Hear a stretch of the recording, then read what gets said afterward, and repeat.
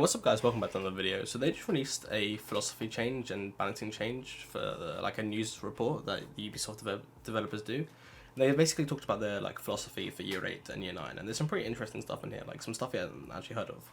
So basically a TLDR is that he said that our balancing philosophy is all about providing you with the right set of tools to confront very specific situations. For any situation you encounter, there should also be wide limited solutions. And basically what they say is that everything in the game should like be able to like everything in the game should be viable, but there should always be a viable like counter or like solution to every sort of playstyle. It's basically saying that like rushing and TDM should be like TDM meta should be effective, but there are ways to stop it, and I agree with that. There are ways to stop it. You can play tactical, you can play crossfires, you can play shields, you can play like traps. Like yeah, they also say they aim to reduce the jack of all trade operators, and I think we can see like that philosophy's been sort of like done. For example, what they did is like back in the day, like you had to bring a hull breach charge. So what like hull breach, you had to bring like a thermite, cabana, or ace. What they did is they made it a secondary gadget, which meant that anybody can use them. For example, you can open a hatches as buck, you know, hatches as ying.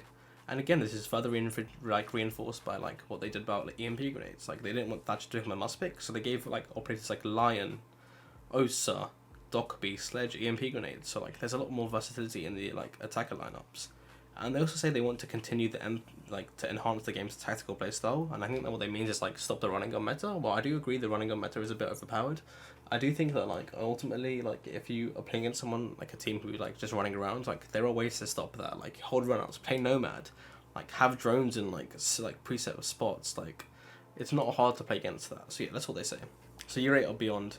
Basically what they're saying is that they know like the controversy surrounding the 1.5 times site, and instead of like basically just removing it from Warden, and like so let's say they remove the 1.5 times from Warden, everyone's just gonna roam with Womai or like fucking like those sort of operators. We're gonna like Warden's just gonna like go away like Oryx and Alibi do, and it'll just be replaced by Mozzie.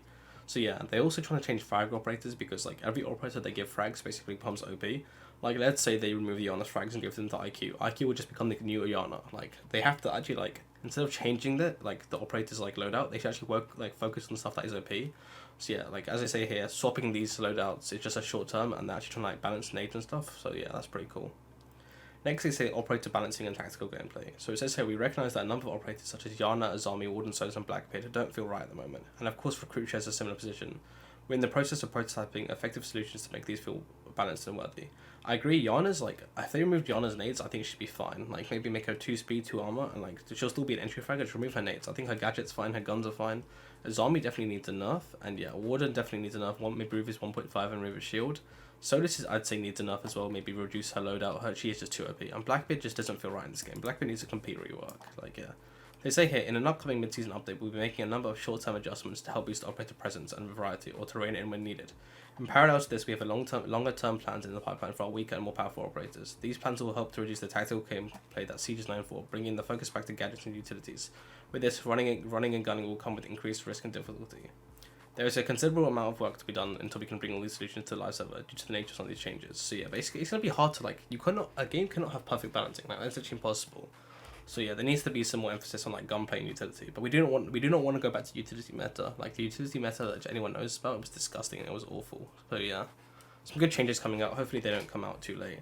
So they're talking about the current changes they've had. So they had the Grim buff, which is gonna be really good. This will change. This will make Grim very versatile. Frostmat, basically what they talked about is that like they don't want like players to just sorry, it says here, currently if an attacker falls victim of Frostmat, a player is left trapped.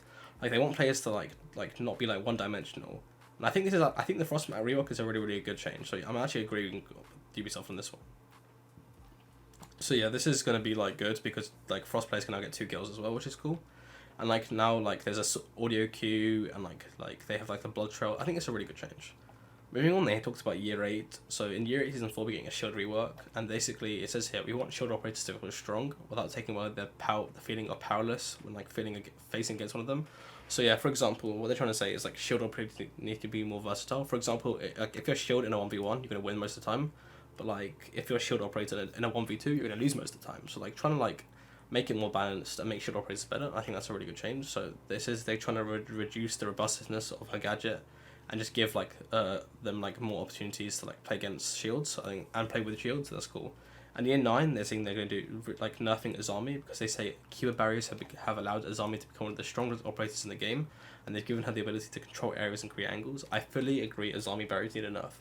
What I feel like a zombie barrier should do is that I feel like she should get 3 or 4 of them, and then she just gets them all from the spawn, and they don't have to charge up. However, they should like have like 1,000 damage, or like, I don't know, DMRs. If you shoot like 30 bullets, they destroy a zombie barrier. It's like they shouldn't be bulletproof. Like they should be bulletproof apart from DMRs. But yeah, seems like Ubisoft's actually got some good changes coming into the game, like in the next couple of years. I'm liking this from Ubisoft. Like constant changes. Like talk about shotgun rework was cool.